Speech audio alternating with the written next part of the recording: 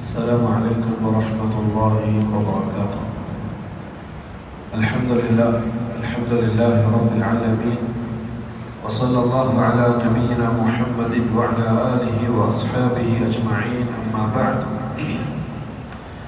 اللهم رب اشرح لي صدري ويسر لي أمري واحلل عقدة من لساني يفقهوا قولي. سبحانك لا علم لنا إلا ما علمتنا إنك أنت العليم الحكيم. اللهم رب زدنا علما نافعا وعملا متقبلا ورزقا حلالا طيبا. പ്രിയമുള്ള വിദ്യാർത്ഥികളെ, സഹോദരന്മാരെ, പ്രിയപ്പെട്ട നാട്ടുകാരെ, അല്ലാഹു സുബ്ഹാനഹു വ തആല അല്ലാഹുവിൻ്റെ ഭവനത്തിൽ ഒരുമിച്ച് കൂടിയവർക്ക് ഇൽമ പഠിക്കാൻ, ഇൽമുകൾ കൈമാറ്റം ചെയ്യാൻ ഒരുമിച്ച് കൂടിയ വിശ്വാസികൾക്ക് അല്ലാഹുവും അല്ലാഹുവിൻ്റെ റസൂലും വാഗ്ദാനം ചെയ്തിട്ടുള്ള എന്തൊക്കെ കാര്യങ്ങളുണ്ടോ അതെല്ലാം അല്ലാഹു സുബ്ഹാനഹു വ തആല ഇവിടെ ഒരുമിച്ച് കൂടിയ ഓരോരുത്തർക്കും നൽകി അനുഗ്രഹിക്കട്ടെ. ഇനിയും ഒരുപാട് കാലം ആഫിയത്തോടെ സലാമത്തോടെ അള്ളാഹുവിൻ്റെ ഭവനങ്ങളിൽ ഇൽമിനു വേണ്ടി ഇൽമ ചർച്ച ചെയ്യാൻ, ഇൽമ ഈ നാട്ടിലെ ഓരോ വ്യക്തികളിലേക്കും വീടുകളിലേക്കും എത്തിക്കാൻ, ഇത്തരത്തിൽ അള്ളാഹുവിൻ്റെ ഭവനത്തിൽ ഒരുമിച്ച് കൂടാൻ ഇനിയും നല്ല നല്ല തൗഫീഖ് നൽകി അള്ളാഹു അനുഗ്രഹിക്കട്ടെ. നമുക്കറിയുന്നത് പോലെ തന്നെ സാദുസ്സഫർ എന്ന് പറയുന്ന ഒരു ദഅവത്തിൻ്റെ പുതിയൊരു സംരംഭം, അതിൻ്റെ 5ാമത്തെ നാഴികക്കല്ലാണ് ഇന്ന് കടന്നുപോയിക്കൊണ്ടിരിക്കുന്നത്.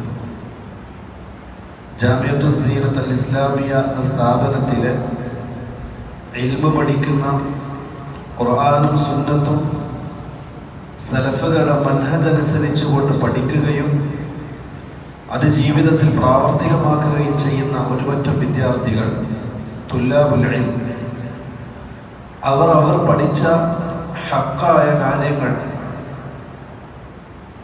ഒരു ചേർവയുമില്ലാതെ, കളങ്കമില്ലാത്ത രൂപത്തിൽ സലഫുകളുടെ മൻഹജ് അനുസരിച്ച്, സഹാബാക്കളുടെ മാർഗം അനുസരിച്ച് സമൂഹത്തിൽ അത് പ്രചരിപ്പിക്കുക എന്ന ലക്ഷ്യത്തോടു കൂടിയാണ് സാദുസ്സഫർ എന്ന ഒരു സംരംഭത്തിന് തുടക്കം കുറിച്ചത്. ചെറിയ തോതിൽ ആരംഭിച്ച് ഇന്ന് നമ്മൾ കാണുന്നത് പോലെ കർണാടകയുടെ കേരളത്തോട് അതിർത്തി പങ്കിടുന്ന ഒരു പ്രദേശം മുഴുവനായി വ്യാപിച്ചു കിടക്കുന്ന രൂപത്തിലേക്ക് അൽഹംദുലില്ലാഹ് അത് വളർന്നു. സാദുസ്സഫർ എന്നതിന് അതിൻ്റെ പിന്നിൽ വലിയൊരു ലക്ഷ്യമുണ്ട്, അതിനൊരു ബാധ്യതയുണ്ട്. അത് മുന്നിൽ വെച്ചുകൊണ്ടാണ്, ആ ലക്ഷ്യത്തിലേക്ക് എത്തുന്നതിന് വേണ്ടിയാണ് നമ്മൾ പണിയെടുത്തുകൊണ്ടിരിക്കുന്നത്.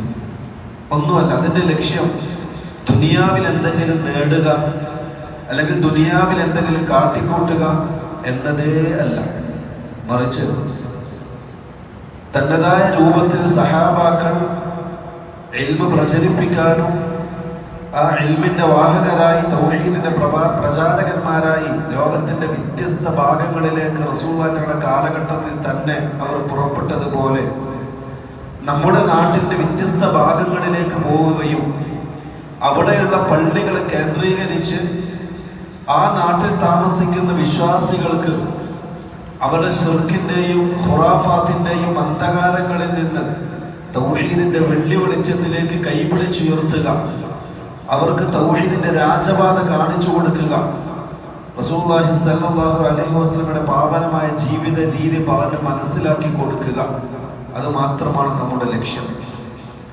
ഇത് ഇന്നും ഇന്നലെയും തുടങ്ങിയതല്ല. വർഷങ്ങൾക്ക് മുമ്പ് റസൂലുള്ളാഹി സ്വല്ലല്ലാഹു അലൈഹി വസല്ലം തുടങ്ങി വെച്ചിട്ടുള്ള വലിയൊരു പാരമ്പര്യത്തിന്റെ തുടക്കം മാത്രമാണിത്. ഹിജ്റ 11 റസൂലുള്ളാഹി സ്വല്ലല്ലാഹു അലൈഹി വസല്ലം വഫാത്തായതോടുകൂടി റസൂലുള്ളാഹി സ്വല്ലല്ലാഹു അലൈഹി വസല്ലം തുടങ്ങി വെച്ചിട്ടുള്ള ദഅവത്തിന്റെ പ്രബോധനത്തിന്റെ തുടക്കം അവിടെ അവസാനിക്കുന്നില്ല. ഹിജ്റ 11 ശേഷം സഹാബാക്കൾ അത് ഏറ്റെടുത്തു. വർഷങ്ങൾക്ക് മുമ്പ് റസൂലുള്ളാഹി സ്വല്ലല്ലാഹു അലൈഹി വസല്ലം നുബുവത്ത് കിട്ടി. മക്ക നിവാസികളെ ഒരുമിച്ച് കൂട്ടി സഫാ കുന്നിന്റെ മുകളിൽ കയറി റസൂലുള്ളാഹി സ്വല്ലല്ലാഹു അലൈഹി വസല്ലം ആദ്യമായി തൗഹീദിന്റെ ഒരു പ്രഭാഷണം നടത്തി. ആ പ്രഭാഷണത്തിൽ റസൂലുള്ളാഹി സ്വല്ലല്ലാഹു അലൈഹി വസല്ലം കുടുംബക്കാരെയും നാട്ടുകാരെയും വീട്ടുകാരെയും എല്ലാവരും ഒരുമിച്ച് കൂട്ടി. എന്നിട്ട് റസൂലുള്ളാഹി സ്വല്ലല്ലാഹു അലൈഹി വസല്ലം തങ്ങൾ പറഞ്ഞു, ഖൂലു ലാ ഇലാഹ ഇല്ലല്ലാഹ് ലഅല്ലകും തുഫ്ലിഹൂൻ.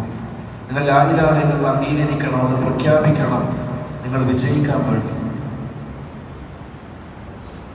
അപ്പൊ നമ്മുടെ ദുനിയാവിന്റെയും ആഖിറത്തിന്റെയും വിജയം ലാ ഇലാഹ ഇല്ലല്ലാഹ് അംഗീകരിക്കുകയും ആ ലാ ഇലാഹ ഇല്ലല്ലാഹ് അംഗീകരിച്ചതിനെ പ്രാവർത്തികമാക്കുകയും അതനുസരിച്ചുകൊണ്ടുള്ള ജീവിതത്തിലുമാണ് നമ്മുടെ വിജയം.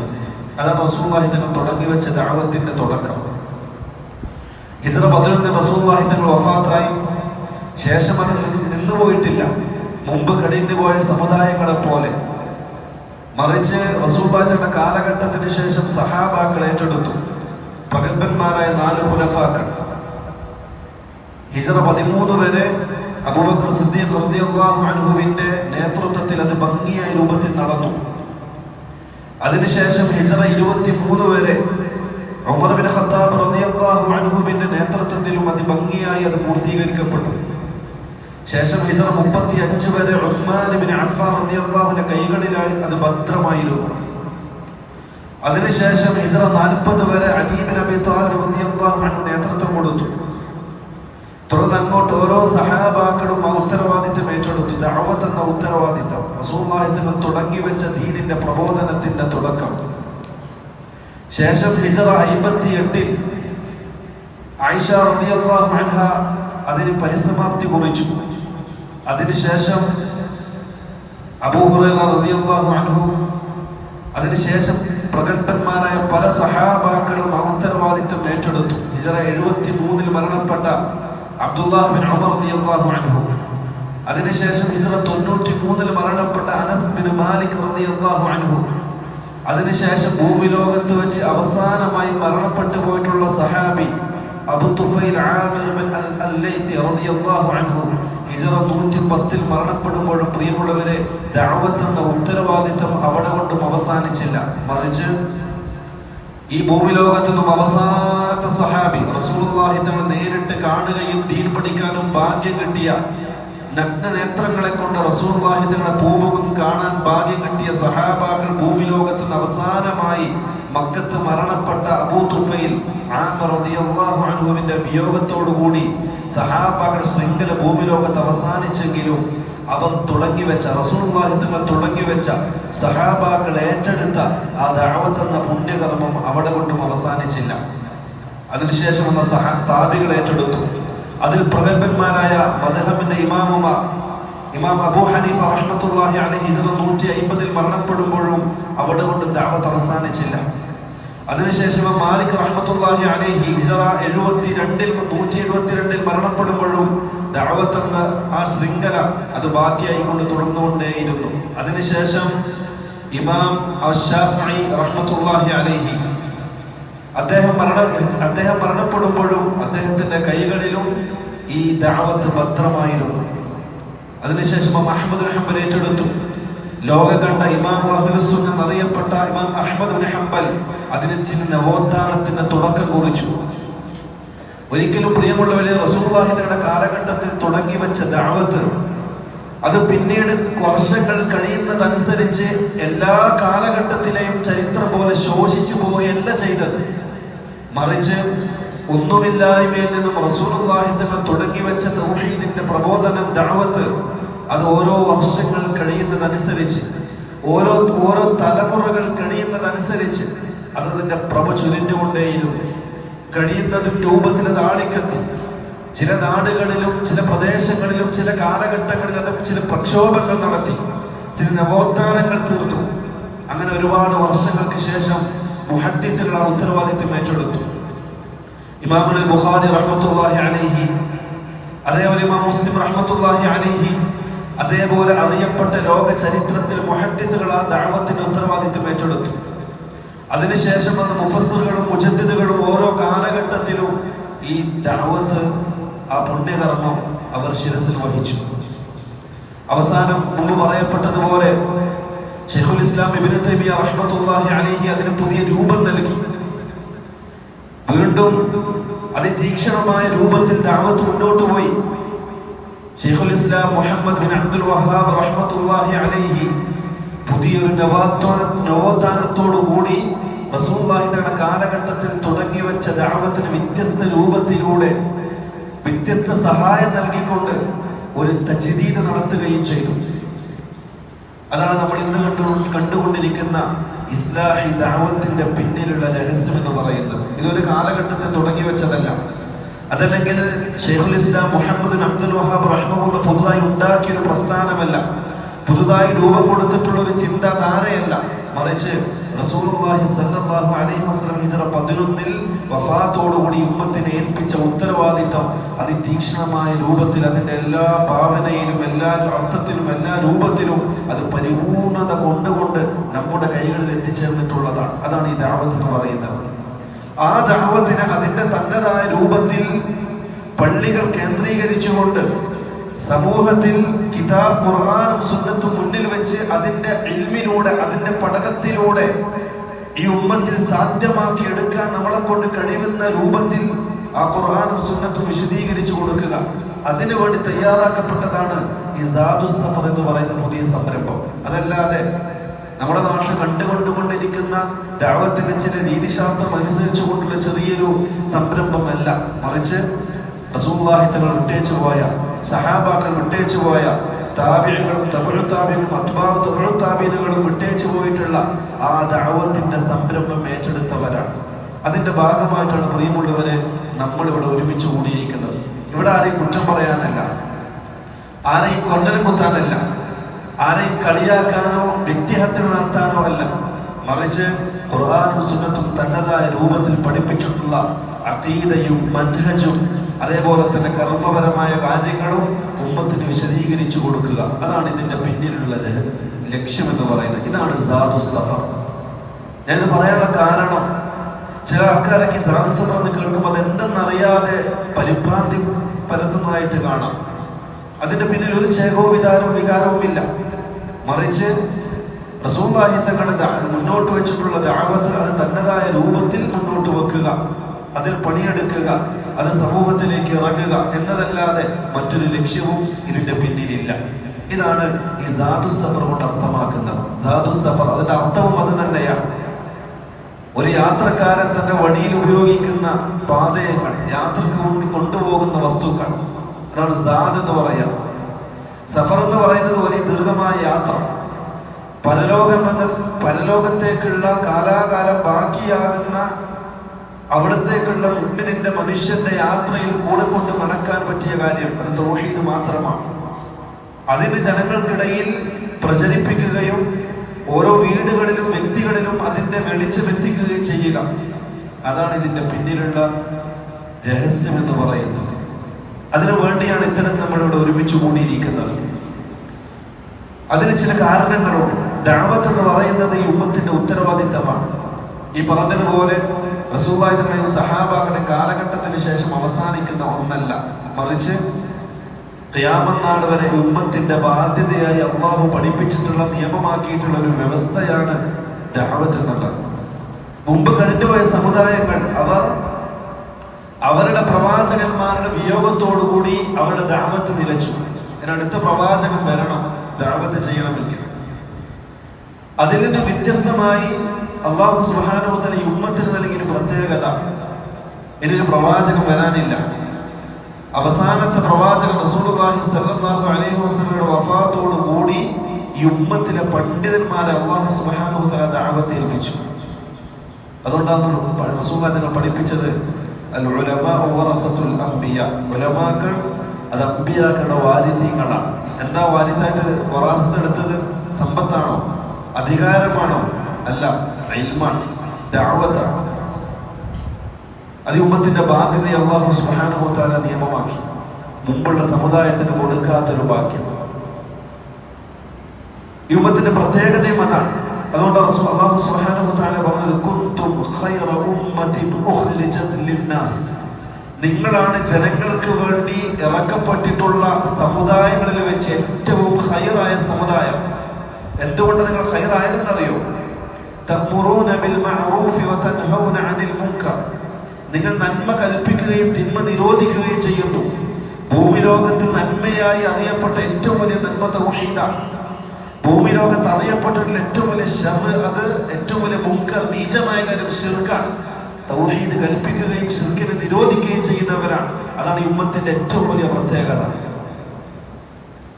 വൽതകും മിൻകും ഉമ്മത്തുൻ യദ്ഊന ഇലൽ ഖൈർ വയഅ്മുറൂന ബിൽ മഅറൂഫ് വയൻഹൗന അനിൽ മുൻകർ. നിങ്ങളുടെ കൂട്ടത്തിൽ ഒരു വിഭാഗം ഉണ്ടാകണം. എന്തിനെന്നറിയോ? നന്മ കൽപ്പിക്കാനും തിന്മ നിരോധിക്കാനും. അത് ഉമ്മത്തിന്റെ ബാധ്യതയാണ്. റസൂലുള്ളാഹി സ്വല്ലല്ലാഹു അലൈഹി വസല്ലം പറഞ്ഞു, മൻ റആ മിൻകും മുൻകറൻ ഫല്യുഗയ്യിറുഹു ബിയദി. നിങ്ങൾ ആരെങ്കിലും തിന്മ കണ്ടാൽ നിങ്ങൾ കൈകൊണ്ട് അതിനെ തടയണം. ഫഇൻ ലം തസ്തതി' ഫബിലിസാനി. അതിന് സാധിക്കുന്നില്ലെങ്കിൽ നാവ് കൊണ്ട് തടയണം. ഫഇൻ ലം തസ്തതി' ഫബിഖൽബി. അതിനും സാധിക്കുന്നില്ലെങ്കിൽ ഹൃദയത്തിൽ വെറുപ്പെങ്കിലും കാണിക്കണം. വദാലിക അദ്അഫുൽ ഈമാൻ. അത് ഈമാനിന്റെ ഏറ്റവും ലോലമായ ഭാഗമാണ്. ഇതിന്റെ അർത്ഥം ദഅവത്ത് ഈമാനുമായി ബന്ധപ്പെട്ട് കിടക്കുന്നു എന്ന്. ഈമാനുള്ളവർക്ക് മാത്രമേ ദഅവത്ത് ചെയ്യാൻ സാധിക്കുകയുള്ളൂ. നന്മ കൽപ്പിക്കാനും തിന്മ നിരോധിക്കാനും സാധിക്കുന്നത് ഈമാനുള്ളവർക്കാണ്. അത് ഈമാനിന്റെ അടയാളമാണ്.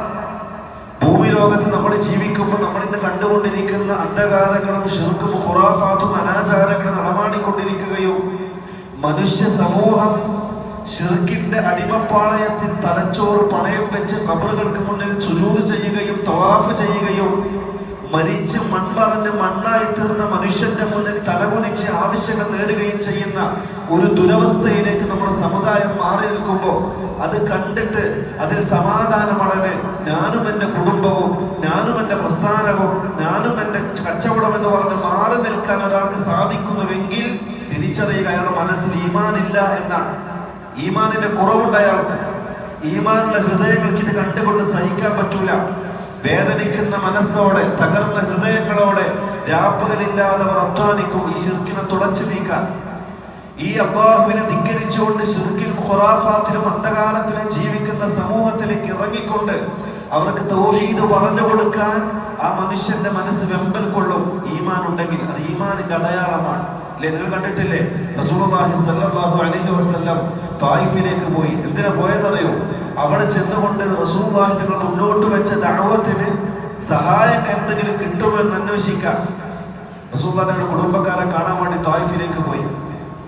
റസൂലിന്റെ മനസ്സിൽ എപ്പോഴും ഉമ്മത്തിനോടുള്ള ആവലാതിയായിരുന്നു. എന്റെ ഉമ്മത്ത്, എന്റെ സമുദായം, എന്റെ സമുദായം ഇങ്ങനെ പോയാൽ അവർ നരകത്തിലേക്കാണ്. അവർ അന്ധകാരത്തിലും അന്ധവിശ്വാസത്തിലുമാണ്, ശിർക്കിലും ഖുറാഫാത്തിലുമാണ്. അതുകൊണ്ട് തന്നെ എന്റെ സമുദായം എന്ന് ആ റസൂലുള്ളാഹി തങ്ങളുടെ ആവലാതി, മനസ്സിന്റെ വേദന, അതാണ് റസൂലുള്ളാഹി തായിഫിലേക്ക് യാത്ര തിരിച്ചത്. തായിഫ് റസൂലുള്ളാഹി തങ്ങൾ ചിന്തിക്കുന്നതിനേക്കാൾ അപ്പുറമായിരുന്നു അവരുടെ സ്വീകരണം, അല്ലെങ്കിൽ അവരുടെ പ്രതികരണം. റസൂലുള്ളാഹിയുടെ കല്ലെറിഞ്ഞ് ഓടിച്ചു. റസൂലുള്ളാഹി തങ്ങളുടെ പാവനമായ നെറ്റിത്തടത്തിൽ നിന്നും ചോര ധാരധാരയെ ഒഴുകി. റസൂലുള്ളാഹി തങ്ങളുടെ മരത്തിന്റെ ചുവട്ടിൽ, ഈത്തപ്പന മരത്തിന്റെ ചുവട്ടിൽ അവശനായി വിശ്രമിക്കാൻ വേണ്ടി ഇരുന്നു. ഇതൊക്കെ നിങ്ങൾക്ക് അറിയുന്ന സംഭവങ്ങളാണ്. റസൂലുള്ളാഹി സ്വല്ലല്ലാഹു അലൈഹി വസല്ലമയിലേക്ക് അല്ലാഹു മലക്കിനെ നിയോഗിച്ചു. മലക്ക് വന്ന റസൂലേ, ഈ രണ്ട് പർവ്വതങ്ങൾക്കിടയിൽ ഈ സമുദായത്തെ മുഴുവനും ചതച്ചരച്ച് ഇല്ലാതാക്കി കളയട്ടെ. അള്ളാഹു അനുവാദം ചോദിക്കുന്നുണ്ട്. റസൂലുള്ളാഹി സ്വല്ലല്ലാഹു അലൈഹി വസല്ലം പറഞ്ഞു, വേണ്ട, ഒരു പക്ഷേ ഇവരുടെ സന്താന പരമ്പരകളിൽ ഏതെങ്കിലും ഒരാളെങ്കിലും ഈ തൗഹീദ് മനസ്സിലാക്കിയേക്കാം. ഞാനിന്ന് കഷ്ടപ്പെടുന്ന, ഞാനിന്ന് പ്രബോധനം ചെയ്യുന്ന തൗഹീദ് ആരെങ്കിലും അവരിൽ നിന്ന് മനസ്സിലാക്കിയേക്കാം. ഇതാണ് പ്രിയമുള്ളവരെ ഒരു ദാഇയുടെ മനസ്സിലുണ്ടാകേണ്ടത്. ഉമ്മത്തിനോടുള്ള ആകുലത, ഉമ്മത്തിനോടുള്ള കൂറ്, ഉമ്മത്തിനോടുള്ള തന്റെ സ്നേഹവും കൃപയും കാരുണ്യവും, അതാണ് ഒരു ദാഇ ചെയ്യേണ്ടത്. ഈമാനുള്ള ഹൃദയങ്ങൾക്ക് മാത്രമേ അതിന് സാധ്യമാകുകയുള്ളൂ. അതല്ലാത്തവർ നാട്ടിൽ എന്ത് തോന്നിവാസങ്ങൾ നടക്കുമ്പോഴും ഒരു ഭാഗത്ത് യുവാക്കൾ മയക്കുമരുന്നിനും കഞ്ചാവിനും മദ്യത്തിനും അടിമപ്പെട്ട് മനുഷ്യത്വമെന്ന ആ സിഫത്ത് ഇല്ലാതെയായി കന്നുകാലികളെ പോലെ ഭൂമിക്ക് ഭാരമായി ജീവിക്കുന്നവർ, സമൂഹത്തിന് വേണ്ടാത്തവർ, കുടുംബത്തിന് തലവേദനയായവർ, കുടുംബത്തിനെ പറയിപ്പിച്ച് മാതാവിന്റെയും പെങ്ങളുടെയും മുഖത്തേക്ക് കാമത്തോടെ നോക്കുന്ന യുവാക്കൾ വീട്ടിലേക്ക് രാത്രി പാതിരാക്കി കയറി വരുമ്പോ പേടിയോടെ വാതിൽ തുറന്നു കൊടുക്കുന്ന ഉമ്മയും പെങ്ങന്മാരും, സ്വന്തം സഹോദരനെ കണ്ടിട്ട് ഓടി ഒളിക്കുന്ന സഹോദരിമാർ, ഈ ഒരു കാലഘട്ടത്തിൽ ജീവിക്കുന്ന മുഅ്മിൻ ഇതൊക്കെ കണ്ടിട്ട് ഞാനും എന്റെ കുടുംബം സുരക്ഷിതമാണല്ലോ, നമ്മളെന്തിന് അതിൽ ചിന്തിക്കണം, നമ്മളെന്തിന് മറ്റുള്ള കുടുംബങ്ങളിലേക്ക് നോക്കണം എന്ന് പറഞ്ഞുകൊണ്ട് തന്റെ സ്വന്തം കച്ചവടത്തിലും കുടുംബത്തിലും ഒതുങ്ങുന്നവൻ അവന്റെ ഈമാനെ സംബന്ധിച്ച് പേടിക്കണം. ഹൃദയത്തിൽ ഈമാനുള്ളവർ, റസൂലുള്ളാഹിയുടെ സ്വഭാവത്തെ രീതിയായി സ്വീകരിച്ചവർ, അവർക്കതിന് സാധിക്കൂല. അവരുടെ മനസ്സ് വെമ്പൽ കൊള്ളും. ഒന്നിനും പറ്റുന്നില്ല എങ്കിൽ തഹജ്ജുദിന്റെ നേരത്തെ എഴുന്നേറ്റിട്ടെങ്കിലും അയാളുടെ റബ്ബിലേക്ക് കൈകൊടിയെടുത്തും അല്ലാഹുവേ ഈ ഉമ്മത്തിൽ നീ സഹായിക്കണം റബ്ബേ എന്ന് ആ തൗഹീദിന്റെ പ്രബോധനം ദുആ ചെയ്യും. അതാണ് പ്രിയമുള്ളവരെ തൗഹീദിന്റെ ദഅവത്തിന്റെ പ്രാധാന്യം തിരിച്ചറിയേണ്ടത്. അത് ഹൃദയത്തിൽ കൊണ്ടു നടക്കുന്നവർ ഈമാനുള്ളവരായിരിക്കും. അവർക്കിതൊന്നും കണ്ട് സഹിക്കാൻ പറ്റൂല, അല്ലേ? ഒരു ഭാഗത്ത് യുവാക്കളുടെ അവസ്ഥ ഇതാണെങ്കിൽ മറുഭാഗത്ത് പൗരോഹിത്യത്തിന്റെ കാൽച്ചുവട്ടിൽ തലച്ചോറ് പണയം വെച്ച് എല്ലാ നിലക്കും ഈമാനും ഇസ്ലാമും തൗഹീദും ശിർക്കും എല്ലാം ആ പൗരോഹിത്യത്തിന്റെ കാൽച്ചുവട്ടിൽ പണയം വെച്ചുകൊണ്ട് ഒന്നുമില്ലാത്ത അവസ്ഥയിൽ ചാറങ്ങൾ കയറി ഇറങ്ങി ഓരോ മരിച്ച് മണ്ണായ മയ്യത്തിനോട് ആവലാദികളും പരാതികളും ബോധിപ്പിച്ച് ഖബറുകൾക്ക് പൂജ ചെയ്ത് ഖബറുകൾക്ക് സുജൂദ് ചെയ്ത് തവാഫ് ചെയ്ത് മനുഷ്യനായ നീ ഒന്നിനും കൊള്ളാത്ത ഒരു പുൽക്കൊടിയുടെ താക്കത്തുമില്ലാത്ത മനുഷ്യന്റെ മുന്നിൽ കൈകൂപ്പി ആ മനുഷ്യനോട് രാജാതിരാജനായ റബ്ബിനോട് ചോദിക്കേണ്ട കാര്യങ്ങൾ അടിമയോട് ചോദിക്കേണ്ട ഒന്നിനും കൊള്ളാത്ത അവസ്ഥയിലേക്ക് മനുഷ്യൻ കൂപ്പുകുത്തുമ്പോഴും പ്രിയമുള്ളവരെ ഇതൊന്നും കണ്ടിട്ട് ഒന്നും കാണാത്ത രൂപത്തിൽ ഞാനും എന്റെ കുടുംബം എന്ന് പറയുന്ന സ്വഭാവം അത് തൗഹീദിന്റെ പ്രബോധകന്മാർക്ക് ചേർന്നതല്ല, അവർക്ക് യോജിച്ചതല്ല. കാരണം അവർ ഉമ്മത്തിന്റെ ഫിക്ർ ഏറ്റെടുത്തവരാണ്. എപ്പോഴും മനസ്സ് നൊമ്പരമായിരിക്കും ഉമ്മത്തിന്റെ അവസ്ഥ കണ്ടിട്ട്, അല്ലേ? ഒരു മറുഭാഗത്ത് പൗരോഹിത്യം സാമ്പത്തികമായും ലൈംഗികമായും അത് ഇൽമില്ലായ്മയെ, സാധാരണക്കാരുടെ ഇൽമില്ലായ്മയെ ചൂഷണം ചെയ്ത് അവരുടെ പത്തായം കൊള്ളയടിച്ച് സ്വന്തം വയറും കീശയും വീർപ്പിക്കുന്ന പൗരോഹിത്യം മറുഭാഗത്ത്. ഇതൊക്കെ കണ്ടിട്ട് പ്രിയമുള്ളവരെ തൗഹീദിന്റെ പ്രബോധകന്മാർ എങ്ങനെ സമാധാനമായി കിടന്നുറങ്ങുക? അവരെ കൊണ്ട് സാധിക്കോ? ഇല്ല. ഇതിനുള്ളൊരു പിന്നിലുള്ളൊരു ചേതോവികാരമാണ് പ്രിയമുള്ളവരെ ജാമിഅത്തുൽ ഇസ്ലാമി എന്ന ഒരു വിദ്യാഭ്യാസ സ്ഥാപനത്തിന്റെ ചെറുമക്കൾ രംഗത്തിറങ്ങാണ്ടായ കാരണം. നമ്മൾ തിരിച്ചറിഞ്ഞു ഈ സമുദായത്തിന്റെ പോക്ക് അപകടത്തിലേക്കാണ്. ഈ സമുദായത്തിന്റെ പോക്ക് വളരെ അപകടത്തിലേക്കാണ്. ഈ പറയപ്പെട്ടതുപോലെ യുവാക്കൾ ഒരു ഭാഗത്ത് കഞ്ചാവിന് അടിമപ്പെട്ട് ജീവിക്കുന്നു, മറുഭാഗത്ത് പൗരോഹിത്യത്തിന്റെ അടിമപ്പാളയത്തിൽ പിടിക്കപ്പെട്ട ചിലവർ ജാറങ്ങളിലും ദർഗകളിലും അവന്റെ ജീവിതം അവസാനിപ്പിക്കുന്നു. മറുഭാഗത്ത് ലൈസൻസ് ഇല്ലാത്ത കുത്തടിന്റെ ലൈംഗിക ജീവിതത്തിന് അടിമപ്പെട്ടുകൊണ്ട് മുസ്ലിം സമുദായത്തിലെ യുവതി യുവാക്കൾ ജീവിതം തൊലച്ചു കളയുന്നു. ഇതൊക്കെ കണ്ടിട്ടോ ഇതിന്റെയൊക്കെ പിന്നിലുള്ള ഒരു കാര്യം എന്ന് പറയുന്നത് ഈ സമൂഹത്തിൽ ഖുർആനിന്റെയും സുന്നത്തിന്റെയും പഠനങ്ങൾ ഇല്ലാതെ പോയി എന്നുള്ളതാണ് ഇതിന്റെ കാരണമെന്ന് തിരിച്ചറിയുകയും അങ്ങനെ സമൂഹത്തിലേക്ക് ഇറങ്ങി ഈ ഖുർആനും സുന്നത്തും പഠിപ്പിക്കാൻ തയ്യാറായ ഒരു കൂട്ടമാണ് പ്രിയമുള്ളവരെ ഈ നിങ്ങളുടെ മുന്നിലിരിക്കുന്ന ഈ ചെറിയ മക്കൾ. അവർക്ക് മനസ്സിലായി ഇൽമു പഠിക്കുന്നതനുസരിച്ച് മനുഷ്യന്റെ മനസ്സിൽ സ്വാധീനം ഉണ്ടാക്കാൻ സാധിക്കുകയുള്ളൂ. നമ്മൾ കണ്ടിട്ടില്ലേ കേരളക്കരയിൽ തൂഫാൻ എന്ന് പറയുന്ന മയക്കുമരുന്നെതിരെയുള്ള അതിഗംഭീരമായ ഒരു സംരംഭം നമ്മുടെ കേരള സർക്കാർ തുടക്കം കുറിച്ചു. അവർ ചെയ്തു കൂട്ടിയത് കഞ്ചാവുമായി അല്ലെങ്കിൽ മയക്കുമരുന്നുമായി ബന്ധപ്പെടുന്ന ഓരോ ചെറുപ്പക്കാരെയും പിടിച്ച് അറസ്റ്റ് ചെയ്തു. ഇതിന്റെ സ്രോതസ്സുകൾ അവർ ഇല്ലാതാക്കി. നാട്ടിലും കാട്ടിലും വീടുകളിലുമായി അവർ റെയ്ഡ് നടത്തി. കഞ്ചാവുമായി എന്തെങ്കിലും രൂപത്തിൽ ബന്ധമുള്ളവരെ പിടിച്ച് ബന്ധസ്ഥരാക്കി. എന്നിട്ടും ലഹരി ഉപയോഗത്തിന് ഒരു കുറവും വരുത്താൻ സാധിച്ചിട്ടില്ല. ഇവർ പുതിയ പുതിയ വഴികൾ തേടിക്കൊണ്ടുപോയി. കഴിഞ്ഞ കാലഘട്ടത്തിൽ ഉണ്ടായതുപോലെയല്ല മയക്കുമരുന്നിന്റെ ലഭ്യത ഇന്ന് നമ്മുടെ നാട്ടിൽ. ഇന്നുള്ളത് പോലെയല്ല നാളെയുടെ ദിവസങ്ങളിൽ. ഓരോ കാലഘട്ടത്തിലും ആധുനിക കാലഘട്ടത്തിന്റെ വ്യതിയാനത്തിനനുസരിച്ച് പുതിയ പുതിയ രൂപത്തിലും വ്യവസ്ഥയിലും മയക്കുമരുന്നിന്റെ ശൃംഖലകൾ പുതിയ രൂപത്തിൽ നിലകൊള്ളുകയും ചെയ്തു. പുതിയ പുതിയ രൂപങ്ങൾ സൃഷ്ടിക്കുകയും പുതിയ പുതിയ രീതിയിൽ അവർ ചെറുപ്പക്കാരെ വലയിലാക്കുകയും ചെയ്തു. നമ്മൾ തിരിച്ചറിഞ്ഞു ഇതിന്റെയൊക്കെ പിന്നിൽ നമ്മൾ എന്ത് ചെയ്താലും ഇതിന്റെയൊക്കെ പിന്നിൽ ഈ മയക്കുമരുന്ന് ഇല്ലാതാക്കാൻ നമ്മൾ മുന്നോട്ട് വെക്കേണ്ട ഒരു കാര്യമുണ്ടായിരുന്നു. മയക്കുമരുന്നിന് അടിമപ്പെട്ട പ്രിയപ്പെട്ട യുവാക്കളുടെ മനസ്സിൽ അള്ളാഹുവിനെ സംബന്ധിച്ചുള്ള ബോധം കൊടുക്കുക, ഒരാത്മീയ ചൈതന്യം കൊടുക്കുക, ആ ആത്മീയ ചൈതന്യത്തെ ഊതി വളർത്തുക. അതിലൂടെയുള്ള പ്രിയമുള്ളവരെ മയക്കുമരുന്നെന്ന ശൃംഖല ഇല്ലാതാക്കാൻ നമ്മളെ കൊണ്ട് സാധിക്കുകയില്ല. തൗഹീദിന്റെ പഠനത്തിലൂടെ അല്ലാതെ, അള്ളാഹിനെ സംബന്ധിച്ച് മനസ്സിലാക്കിയാലല്ല. നിങ്ങൾ കണ്ടിട്ടുണ്ടോ തൗഹീദ് ഉൾക്കൊണ്ട് ജീവിക്കുന്ന ഒരു മുഅ്മിൻ, ഈമാനും ഇസ്ലാമും ഹൃദയത്തിൽ ഉറപ്പിച്ചൊരു മുഅ്മിൻ, അള്ളാഹിനെ സംബന്ധിച്ച് പഠിക്കുന്ന ഒരു യുവാവ്, റസൂലുള്ളാഹി തങ്ങളുടെ ദീനിനെ സംബന്ധിച്ച് പഠിക്കുന്ന ഒരു യുവാവ്, റസൂലുള്ളാഹി തങ്ങളുടെ ജീവിത രീതി സ്വന്തം ജീവിത രീതിയാക്കി സമൂഹത്തിനെതിരെ പടപെടുത്തുന്ന ഒരു യുവാവ്, കഞ്ചാവിന് അടിമപ്പെട്ടവൻ, മയക്കുമരുന്നിന് അടിമപ്പെട്ടവൻ കണ്ടിട്ടുണ്ടോ നിങ്ങൾ? കുത്തഴിഞ്ഞ ലൈംഗിക ജീവിതം നയിക്കുന്നത് കണ്ടിട്ടുണ്ടോ? ഇല്ല, ഒരിക്കലും നിങ്ങളെ കൊണ്ട് കാണാൻ സാധ്യമല്ല. അതിന് തെളിവാണ് ഒരു കാലഘട്ടത്തിൽ മയക്കുമരുന്നിനും കഞ്ചാവിനും മദ്യത്തിനും ലഹരിക്കും പെണ്ണിനും യുദ്ധത്തിനും അടിമപ്പെട്ടുകൊണ്ട് ഒരു രാജാവും ഭരിക്കാൻ ഇഷ്ടപ്പെടാത്തൊരു തലമുറയായി ജീവിച്ച അറബികൾ, നാടോടികൾ. ഒരു രാജാവും ഭരിക്കാൻ ഇഷ്ടപ്പെട്ടിട്ടില്ല അവരെ. ചരിത്രകാരന്മാർ ലോക ചരിത്രത്തിൽ രേഖപ്പെടുത്തിയ ഡാർക്കേജ് എന്ന് പറഞ്ഞുകൊണ്ടാണ് അന്ധകാരത്തിന്റെ, അതല്ലെങ്കിൽ അന്ധകാരത്തിന്റെ കൂരിരുട്ടിന്റെ ദിനങ്ങളായിരുന്നു അന്ന് അറബികളുടെ ചരിത്രമായി ചരിത്രകാരന്മാർ ലോക ചരിത്രത്തിൽ രേഖപ്പെടുത്തിയത്. ഒരു രാജാവും ഭരിക്കാൻ ഇഷ്ടപ്പെട്ടിട്ടില്ല. ക്രൂരന്മാരായി ചിത്രീകരിക്കപ്പെട്ടവർ, മദ്യത്തിനും മയക്കുമരുന്നിനും സ്ത്രീകൾക്കും അടിമപ്പെട്ടവർ. ഞാൻ മരിച്ചു കഴിഞ്ഞാൽ മുന്തിരിവള്ളിക്ക് ചുവട്ടിൽ എന്നെ കുഴിച്ചിടണം, ആ മുന്തിരിവള്ളിയുടെ വേരുകൾ എന്റെ നരമ്പുകളിലേക്ക് ഊർന്നിറങ്ങിക്കൊണ്ട് അതിലൂടെ ഞാൻ ലഹരി ദുരകട്ടെ എന്ന് പറഞ്ഞിട്ടൊരു സമുദായം.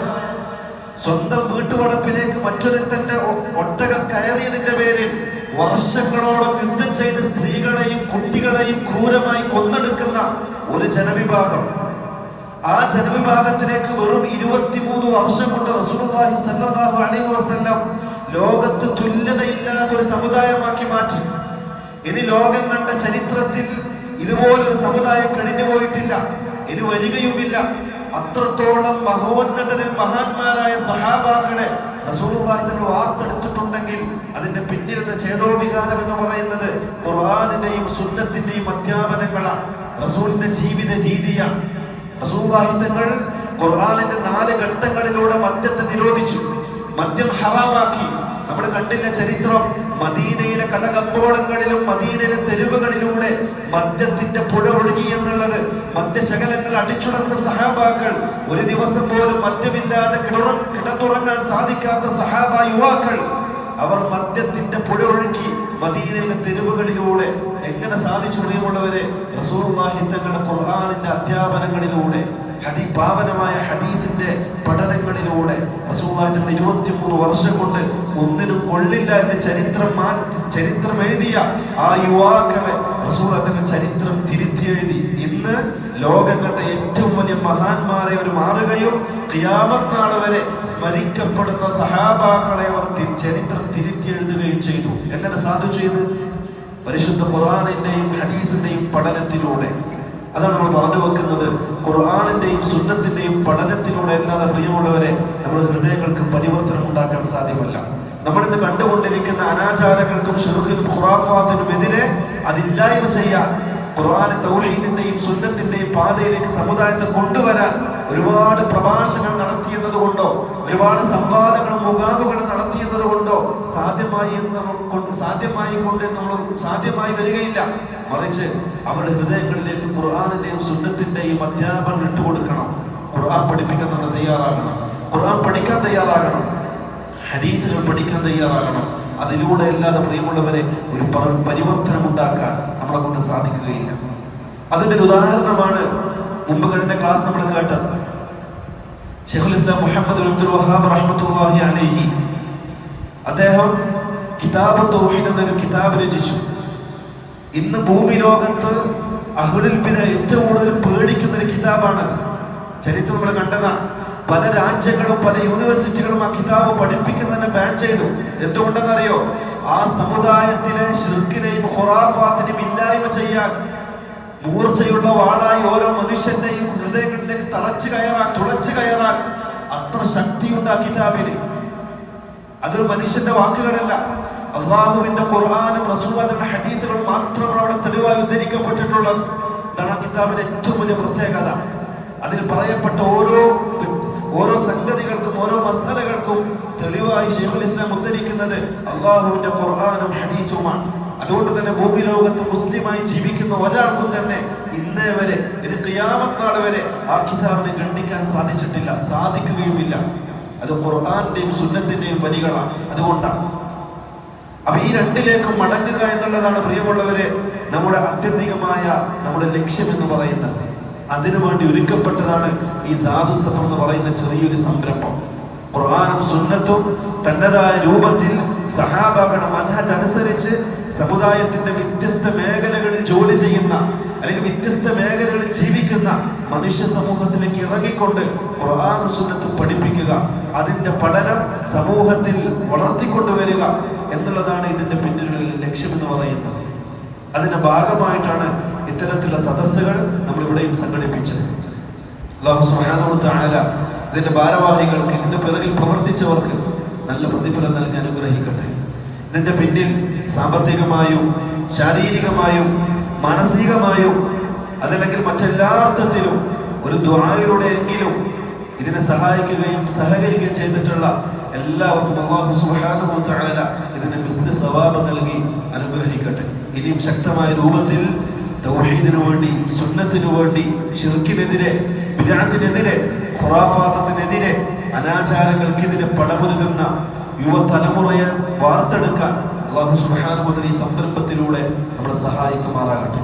എല്ലാ കുറവുകൾക്കും പരിഹരിച്ച് അല്ലാഹു നമ്മളിൽ നിന്നും പരിപൂർണാർത്ഥത്തിൽ ഇതിനെ സ്വീകരിക്കുമാറാകട്ടെ. വാഖിറു ദഅവാന അനിൽ ഹംദുലില്ലാഹി റബ്ബിൽ ആലമീൻ വസല്ലല്ലാഹു അലാ നബിയിനാ മുഹമ്മദിൻ വഅലാ ആലിഹി വസഹ്ബിഹി വസല്ലം. അസ്സലാമു അലൈക്കും വറഹ്മത്തുള്ളാഹി വബറകാതുഹു.